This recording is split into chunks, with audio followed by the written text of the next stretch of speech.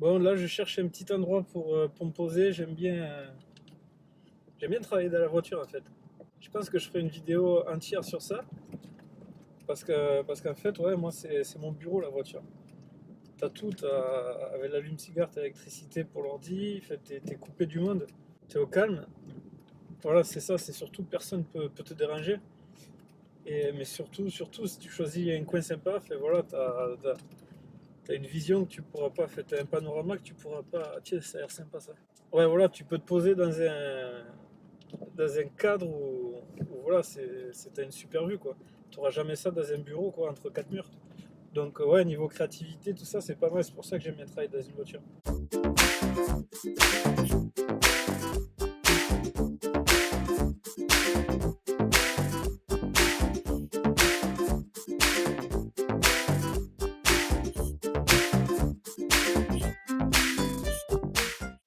Je vais faire une vidéo pour te montrer à peu près ce que ça donne. Voilà, alors ça, c'est la vue de mon bureau. Ça, c'est le téléphone avec lequel je fais les vidéos. Tu vois, tu peux pas avoir une vue comme ça dans un bureau, quoi, entre quatre murs. Là, je suis en pleine campagne, quoi. Ouais, donc je sais pas si tu te rappelles, il y a deux vidéos. En fait, je te parlais de comment se servir d'une boîte, en gros, pour payer moins d'impôts, pour devenir le plus pauvre possible. De monter une boîte pour que la boîte soit riche, mais que toi, après, tu sois pauvre et que tu payes le moins possible d'impôts sur le revenu. Du coup, voilà, le problème, c'est que ben, justement, pour faire tous ces loisirs, pour vivre, en fait, tout simplement, pour aller acheter à manger, pour tout ça, il te faut de l'argent. Et avec ce système-là, t'as pas d'argent. En fait, tu te sors aucun salaire. Mais bon, voilà, juste avant, je voulais juste faire le point sur ça, voilà, pour qu'on parle bien de la même chose. Voilà, donc en fait, l'idée, c'est ça, hein, tu l'as bien compris, c'est d'être le plus pauvre possible. Et en fait, tous les revenus, il faut que ça rentre dans ta société.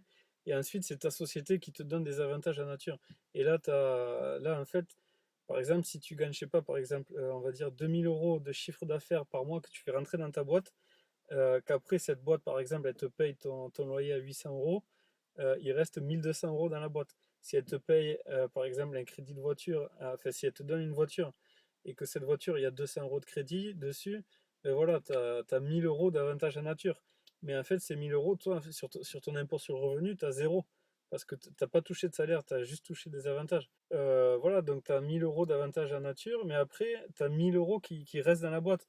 Alors, soit après, ça peut faire fonctionner la boîte et les réinvestir, tout ça, mais tu peux peut-être aussi t'en prendre une partie pour toi, pour vivre, pour t'amuser, quoi, pour profiter de la vie, tout simplement. Donc, voilà, une fois que tu as bien compris ça, il faudrait trouver une méthode de la même manière que les avantages en nature, mais qu'au lieu que ça soit un avantage en nature, ça soit de l'argent que tu récupères. Voilà, et que cet argent, il soit sur ton compte, mais par contre, qu'il ne soit pas imposable sur l'impôt sur le revenu. Voilà, il faut que ça soit d'argent net de frais. Alors moi, en fait, en discutant avec un ami, il m'avait parlé d'une méthode des frais kilométriques.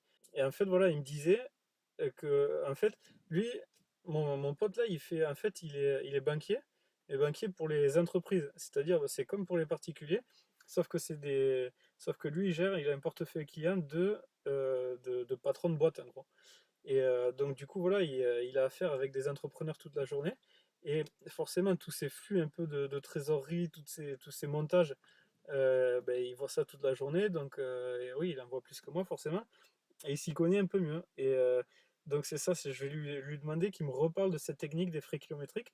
Parce qu'il m'avait parlé justement qu'il avait un client où justement il se sortait un tout petit salaire, ou même pas du tout de salaire. Et par contre, il sortait de l'argent en gonflant des notes un peu d'indemnité kilométrique. Et du coup, voilà, il sortait 800, 900, 1 000 € par mois. Et du coup, voilà, ça lui faisait, en fait, c'était de l'argent de poche. Parce qu'il avait peut-être, on va dire, 1 000 € voilà, de sortie en argent, cash, qu'il pouvait dépenser. Mais après, la boîte lui payait sa voiture, lui payait son salaire, lui payait plein de charges fixes, l'électricité, l'eau, voilà, tout ce qu'il faut. Donc au final, après, c'est que d'argent de poche, quoi, que tu sors, et à la limite, t'as pas besoin de te sortir un salaire de 3 000 €. Bon, voilà, j'ai eu mon pote au téléphone. Donc là, en fait, je voulais lui poser des questions par téléphone, mais il m'a proposé d'aller manger chez lui. Donc du coup, ben, je vais lui poser des questions directement. J'y vais avec Béné. Voilà, on y va tous les deux. Là-bas aussi, mon pote, il avait sa copine. Donc voilà, petit repas un couple.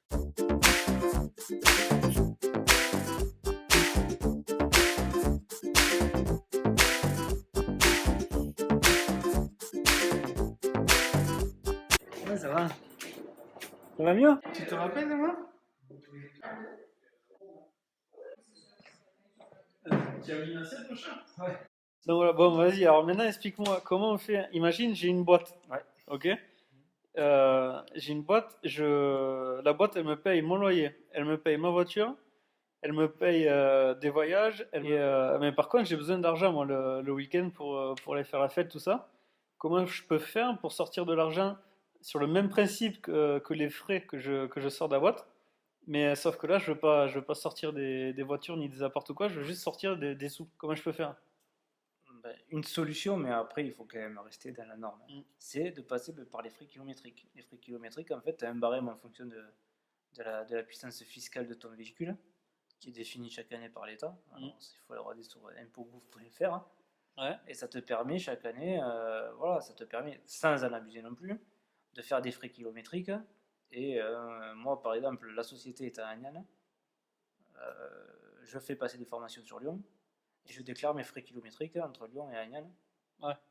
sans le péage. Ouais, mais c'est-à-dire, alors, comment ça se passe? Parce que Tu vas sur t'as les frais fixes. Non, mais je veux dire, Ouais. pour faire, il y a quoi? Il y a 300 bornes? 300 km? 300 et quelques, ouais. Voilà, et ben ça a un coût déjà, ça tu vas le payer. C'est un coût. Alors moi, j'y vais en train, par exemple. Ouais, et ben voilà, Un ben ton train. billet de train, c'est quoi? On va dire 50 euros. C'est 50 euros. Ah, mais du coup, comment tu fais? Tu peux pas faire les frais kilométriques sur un train. Eh ben si, sur un train, non. Si, tu as le billet que tu vas te faire rembourser, mais tu vas pas Ouais, sur mais le tu gagnes pas Par d'argent. contre, moi, ce que je fais, c'est du coup, tu fais comme si tu prenais ton véhicule. Donc les 50 euros, tu t'y assois dessus, hein, ok, forcément. Donc tu payes ton billet de train de ta Mais poche. par contre, un aller-retour Agnan-Lyon, c'est 417 euros. Ouais. Par exemple, pour une voiture d'une puissance fiscale de 8 chevaux fiscaux. Voilà. Donc, en gros, j'ai fait une formation à Lyon, je me marque un trajet Agnan-Lyon, aller-retour 417 euros, et je me verse. Ok, alors que ça t'a coûté, toi, en réalité, 50 ou 100 euros voilà, pour l'aller-retour. 50 ou 60 euros l'aller-retour, le billet de train. Quoi. D'accord, donc tu te fais un bénéfice de 350-400. Exactement. Et ça, si tu le fais 2-3 fois dans le mois.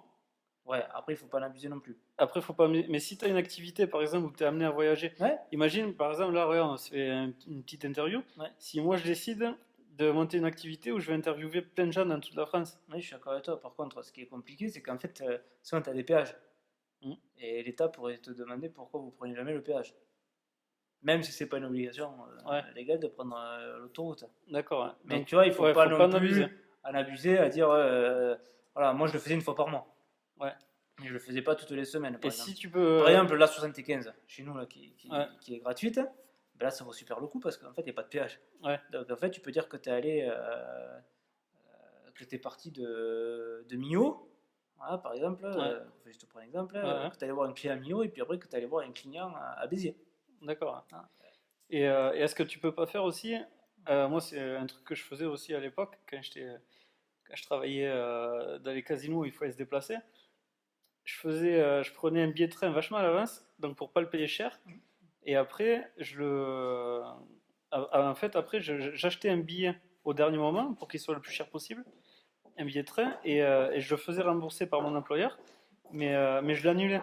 Donc en fait, je le payais pas ce truc. Ouais, et ça peut marcher là, dans ce truc. Ça peut marcher. Maintenant, après, le problème qu'il y a, c'est que si tu as un contrôle fiscal, ils vont te demander les comptes. Mais le billet, gelé, tu vois. Oui, mais tu vas avoir le remboursement. À part si tu le fais sur ton compte perso. Après, ce qui est compliqué sur il faudrait que je l'achète avec mon compte perso. Ouais. Mais ça, c'est compliqué parce que ça aussi, c'est vachement réglementé maintenant. Ils te demandent quand même d'acheter avec une carte pro le professionnel. À titre exceptionnel, par exemple, tu peux t'acheter.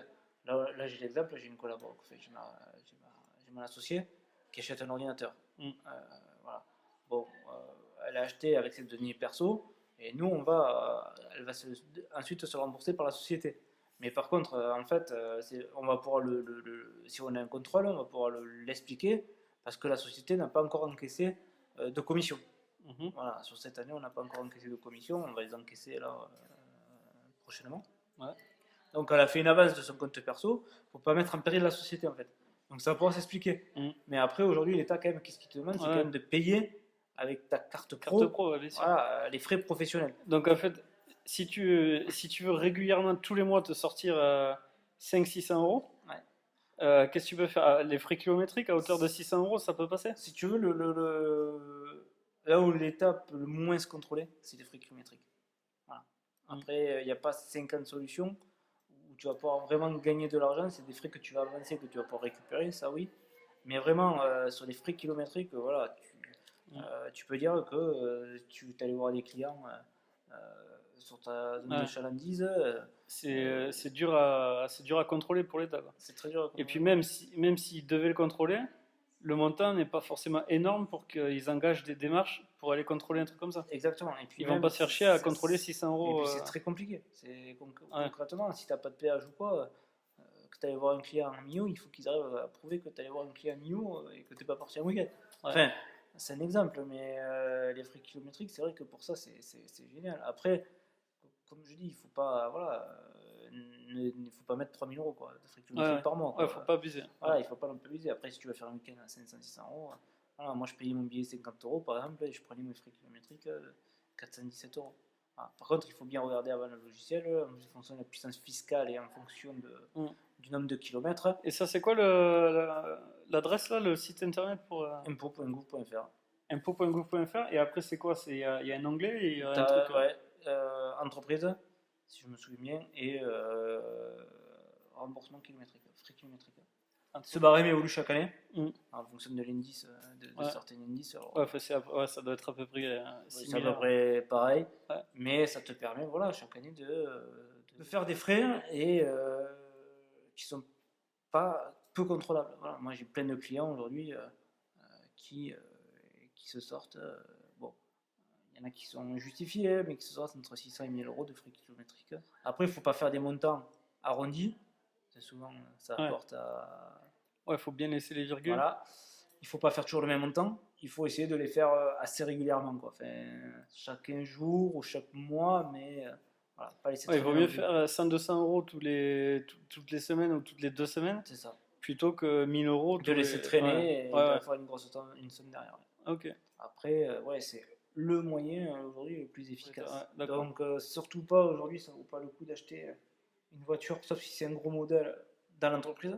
Parce que si on achète avec l'entreprise la voiture, on ne peut pas déduire les frais kilométriques. Par contre. Donc ça, le truc des frais kilométriques, il faut que ça soit avec la voiture privée. Privée, d'accord. Donc si tu fais le coup que l'entreprise te paye ta voiture, tu peux pas récupérer de l'argent. Voilà, donc il vaut mieux, d'accord, avoir sa voiture perso. Exactement, il faut faire sa voiture perso. Après, ça se calcule. Hein. Si c'est vraiment une énorme voiture, une grosse cylindrée et tout ça, peut-être ça vaut le coup de faire passer dans l'entreprise. Mais il faut que d'accord, faut calculer le package. Voilà, il faut que la voiture ait quand même un certain coût avant de pouvoir amortir 1000 euros par mois de frais kilométriques, par exemple. Ou 600 euros par mois de frais kilométriques. Ok, donc alors si on résume, donc avoir sa voiture perso, faire des petits coups réguliers, repérer les autoroutes gratuites et que toute la stratégie soit logique et crédible pour l'activité qu'on a. C'est ça. Pensez toujours comme si tu étais contrôleur des impôts en fait. Ouais, voilà. Pensez comme d'accord. Ouais, faut s'y habituer. Mais... C'est ça, il faut s'y habituer, mais pensez comme ça et puis la stratégie, voilà. Selon l'activité, il ne faut pas faire n'importe quoi non plus. Ouais, mais super, un super conseil. Ça peut se mettre en pratique. Ça peut se mettre en pratique rapidement. Il y a beaucoup de monde que ça peut intéresser. Merci beaucoup. Merci. Maintenant, pensez à vous abonner à la chaîne YouTube. Des conseils comme ça, il va y en avoir plein. Je fais une vidéo par jour, donc voilà. Si celle-là vous a plu, abonnez-vous. Et celle de demain, elle va être pas mal aussi. On va faire on va calculer la rentabilité du petit studio qu'on a visité dans une vidéo précédente. Donc voilà, abonnez-vous et comme ça on pourra regarder ça dans la prochaine vidéo. Allez, à plus, ciao!